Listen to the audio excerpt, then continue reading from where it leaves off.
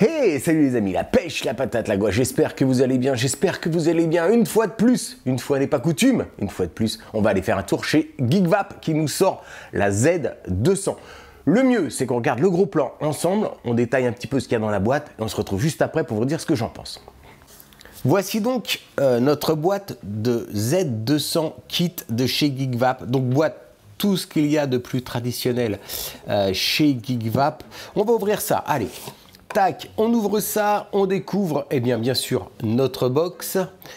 On va continuer le déshabillage. On va retrouver en dessous une notice qui comprend bien sûr du français et bien d'autres langues. Un petit flyer, un petit ticket de garantie. Un warning, ça c'est pour les accus. On continue, bien sûr, notre Z Subhome 2021 et on revient dessus juste après. On continue le déshabillage. On ouvre la petite boîte noire. On va trouver un câble USB. Alors attention, très important. Câble USB, pas type C, non. Câble USB, micro USB, voilà. C'est étonnant, mais c'est leur choix. On va trouver un sachet contenant tous les joints, enfin l'intégralité des joints de notre râteau, ainsi qu'une petite clé pour sortir la résistance. Un verre de remplacement, donc exactement le même qu'il y a ici, c'est-à-dire 5,5 ml. Et enfin, pour finir, une résistance, celle-ci est la résistance en 0,40 qui est donnée entre 50 et 60 watts. Celle qui est montée, qui est donc ici, c'est la 0,15 et elle est donnée entre 70 et 85 watts. Les deux résistances sont en mèche et c'est du Cantal A1 pour les deux. On va mettre ça rapidement sans trop refermer puisque je vais en avoir besoin tout à l'heure pour mettre du liquide dedans et on va s'attarder sur la box. Première des choses, elle est très belle. Deuxième des choses, on enlève les protections. Voilà, en voilà une et en voilà deux. Première des choses, effectivement, c'est une très jolie box. On va faire un petit tour comme ça pour la voir sous toutes les coutures. On est sur une box en alu, anodisé, bleu. Il y a d'autres couleurs, hein. Il y a du noir, il y a du silver, bref. Il y a plusieurs coloris. Je trouve la bleue très jolie. Allez, on fait un petit tour technique. Partie haute, on va retrouver bien sûr notre plot 510 monté sur ressort. On va trouver la trappe ici qui nous permet d'accéder à la prise USB, micro USB. Je le répète, c'est du micro USB. Hop, on referme. On continue sur le côté, la face avant. On va retrouver notre bouton Fire ainsi qu'un bouton plus, un bouton moins. Rien de plus. Vous verrez que pour les réglages, c'est ultra simple. On continue, on passe en dessous, on trouve notre trappe à accu. Trappe à accu traditionnelle, un tout petit chouille de jeu, mais rien de bien méchant. Sur le connecteur, on va avoir le plus et le moins d'indiqué. Deux batteries 18650, le plus vers le plus ici, le moins vers le moins ici, on referme et ça se fait tout seul. Notre écran s'allume, donc vous le voyez, hein, un écran très lumineux et hyper simple. Il n'y a rien de plus simple sur cet écran. Alors je ne sais pas si ça va se voir, mais on peut effectivement changer nos menus. C'est-à-dire là je suis en power, donc vous le voyez, hein, je monte et je descends la puissance. Si j'avais envie d'augmenter ou de diminuer la luminosité de mon écran, j'appuierais hop ici. Alors je vais vous le montrer. Le plus et le bouton Fire. Et je vais monter comme ça ma luminosité. Si je veux, je peux descendre avec le bouton moins. Alors je vais aller au maximum pour qu'on voit le plus possible notre écran. Tout va se jouer avec le bouton Fire et les boutons plus et moins. Naviguons dans les différents modes. Donc là, le mode classique Power. On va faire 3 pressions. 1, 2, 3.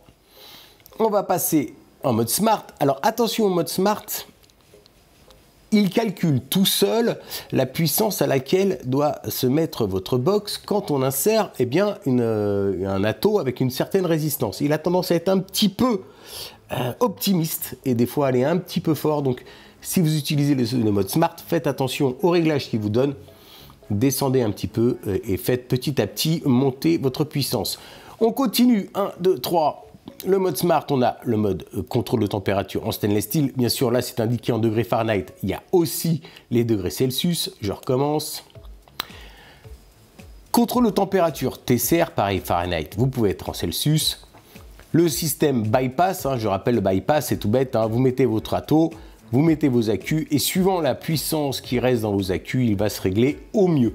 Donc voilà, vous avez fait l'intégralité des réglages. Si vous voulez bloquer votre puissance, il suffit juste d'appuyer sur les deux boutons en même temps. Voilà, vous avez locké votre box. Pour la débloquer, vous appuyez sur les deux boutons en même temps et ça la lock. Et maintenant, un petit peu de fun. Si j'ai envie de changer la couleur du thème de mon écran pour qu'il colle par exemple à ma box, j'aurais envie de violet par exemple, eh bien je vais rentrer dans les paramètres en faisant 1, 2, 3 et ensuite je vais appuyer une seconde sur le plus et le moins et là je vais pouvoir changer les couleurs. Donc je le fais, 1, 2, 3, je suis dans les paramètres, je reste appuyé une seconde et voilà, je vais maintenant pouvoir changer la couleur. Donc là j'étais en violet, en vert,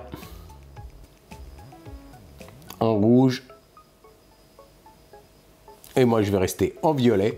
Maintenant parlons dimension de cette box, de cette jolie box. Donc là ici la largeur, on va dire ça comme ça, la largeur, allons-y, soyons fous, 51,5 mm, donc un peu plus de 51 cm. On est sur une épaisseur de 3 cm et une hauteur de 141,33. Alors 141,33, c'est quand vous avez fixé l'atto dessus, bien sûr. Idem, une fois que l'atto est plein, que vous avez eu deux accus, cette box pèse 330 grammes. Voilà. On va voir une petite chose assez simple, ce qui est un petit peu dommage, hormis la prise USB, micro USB bien sûr, c'est que le bleu de notre Z Subhome n'est pas identique au bleu de la box. Mais bon, après ça c'est un détail. Mais voilà, c'est pas tout à fait le même bleu. On va se remplir ça. Pour ça, on va utiliser un petit liquide, la Vapadams, le Gomez, qui est un tabac classique, noisette, voilà, et ça sent très très bon. Voilà, donc on va se mettre ça là-dedans. Donc, petite astuce, bien sûr, toujours humidifier ses résistances. Hop, donc un petit peu de liquide sur la raise.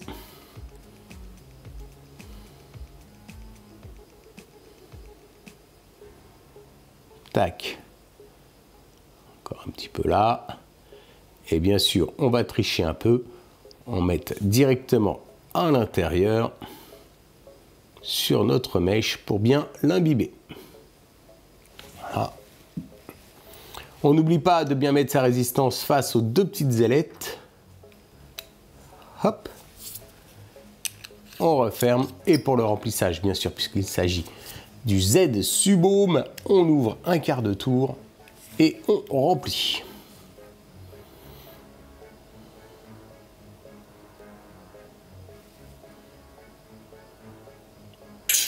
Et voilà. Donc hein, on est sur la Vapadams et c'est le Gomez, voilà, c'est un classique, alors donc c'est un tabac noisette.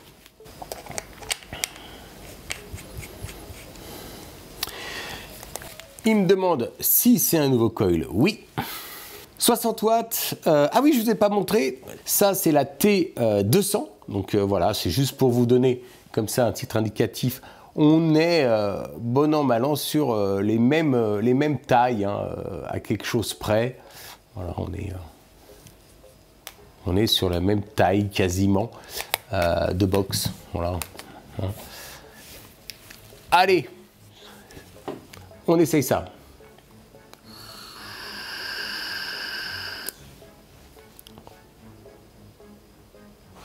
bah voilà, pas de surprise, ça marche très très bien.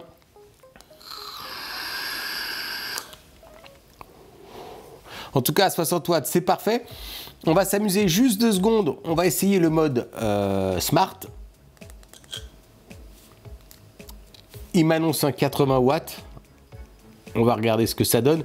Comme je vous l'ai dit, il a tendance à être un petit peu optimiste sur la puissance par rapport aux résistances. Donc, on va se méfier.